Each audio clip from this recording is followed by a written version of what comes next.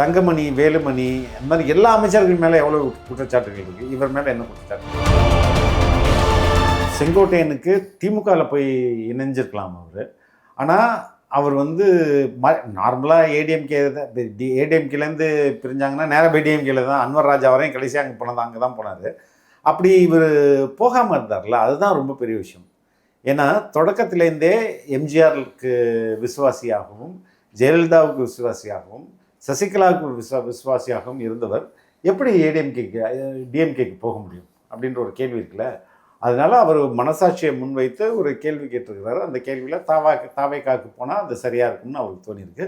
அந்த அடிப்படையில் தாவேக்காவுக்கு போயிருக்கிறாரு. தங்கமணி, வேலுமணி அந்த மாதிரி எல்லா அமைச்சர்கள் மேலே எவ்வளோ குற்றச்சாட்டுகள் இருக்குது, இவர் மேலே என்ன குற்றச்சாட்டு? அப்போ இவர் வந்து ஒரு க்ளீனான மனிதர் இல்லையா? இல்லை, அப்படி லாஸ்ட் 5 இயர்ஸ்னு சொல்லி அப்படி ஒரு மதிப்பிட முடியாதுல்ல. குறைந்தபட்சம் கடைசி 5 ஆண்டுகளில் எத்தனை குற்றச்சாட்டு இருந்தது? மற்ற அரசியல் தலைவர்கள் இப்போ திமுக இருக்கவங்களும் யார் மேலே எவ்வளோ குற்றச்சாட்டுகள் இருக்கு? குற்றச்சாட்டு இல்லாத ஒரு 2-3 பேர் சொல்லுங்க பார்ப்போம். பிடிஆர் பழனிவேல் தியாகராஜனுக்கு ரைட் போச்சா? இல்லை. அதே மாதிரி தான் இவர் வீட்டுக்கு ரைட்டு போச்சா? இல்லை. அந்த அடிப்படையில் நான் சொல்கிறேன். நான் அவ்வளோ ஊழல் மிக்க மனிதர்கள் இருந்த இடத்துல இவர் மேலே ஊழல் குற்றச்சாட்டு இல்லையே. அது ரொம்ப முக்கியம் இல்லையா?